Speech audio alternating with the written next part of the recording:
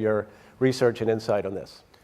I want to begin by thanking BTI for having me. It's a real honor to be here. I also want to thank David Shore, who generously has written about my work and was treated quite badly for that, and was incredibly gracious throughout. And I think a real when I went through some of the kind of back and forth, was really impressed at how thoughtful and kind and generous he was throughout those discussions. So I thank you for that. So every movement is a contest between expression and persuasion. And you've got these two profound kinds of human desires. Like, people are angry. They are grieving. They have some kind of grievance they want to convey. And at the same time, there are often like practical demands. There's some interest we have we want to achieve. And those can work, those can be in tension. And I, having been the child of people who are active in the civil rights movement, was really interested in what kinds of things allowed a protest movement, a social movement to be effective. And just to kind of fast forward, like ended up spending about 15 years studying the civil rights movement and sort of differential effects of certain kinds of tactics. So to start, is there a clicker? So let me give a little bit of context here. I'm giving you just 3 slides and just raw data, no statistical analyses. But there's a debate about social movements, right? And one argument is that protests are ineffective, they do nothing.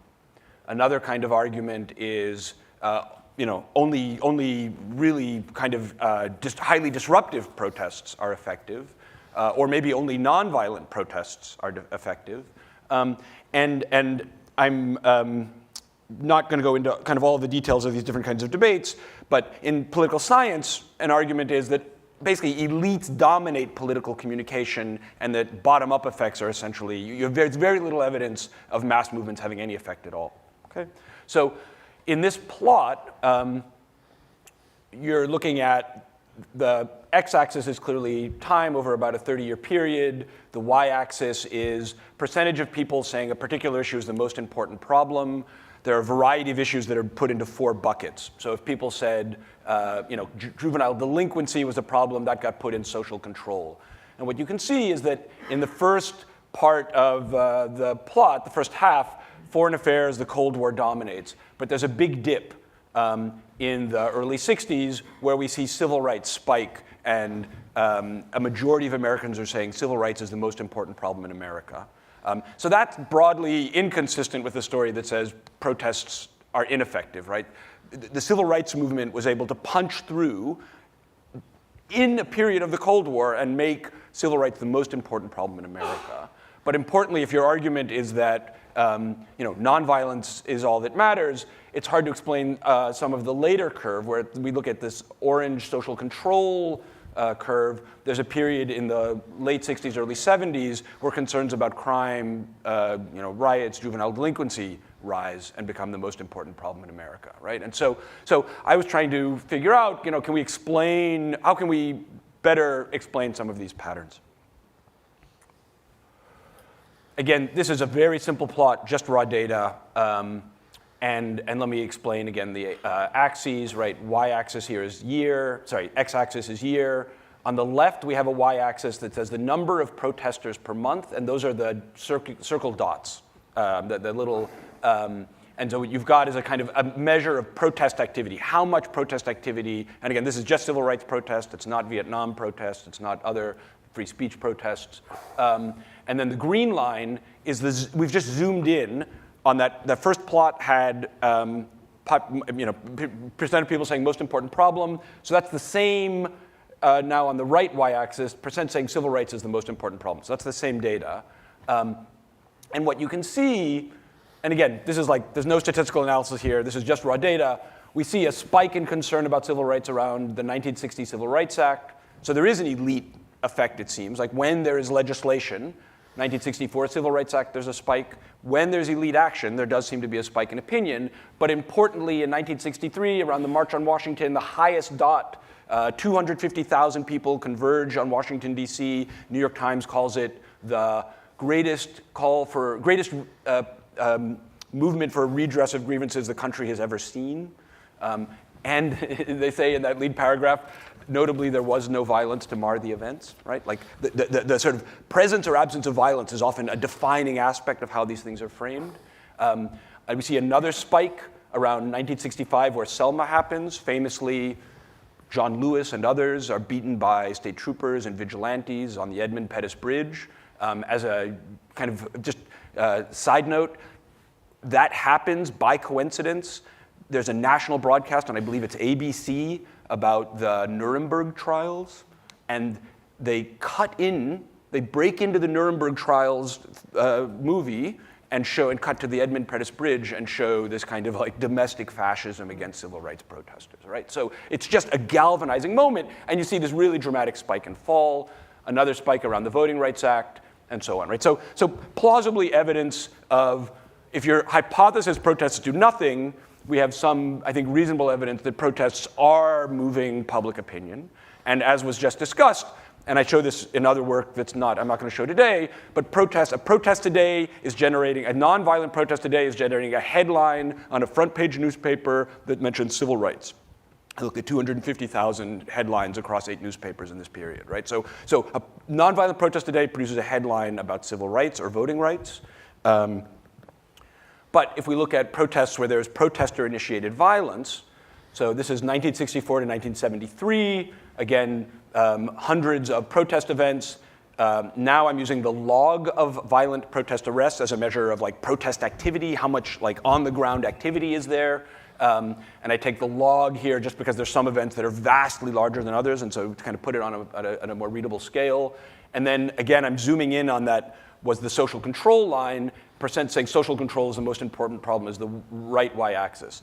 And I want to step back for a second here. This plot, and again, this is like a kind of simple, like not particularly sexy looking plot, but this was in some ways the moment when I kind of knew I had a research, like I'd found something, right? And why was that? I had been looking at this public opinion data for a long time, and as you can see, it sort of bounces around. And public opinion data, as these folks know better than I do, is often noisy. And so for a long time when I was looking at this, I thought, well, you just got this like noisy public opinion data on concern about social control, where again, social control is crime, juvenile delinquency, riots. And so, it's noisy. And then I kind of plotted the protest, this violent protest data with the public opinion data.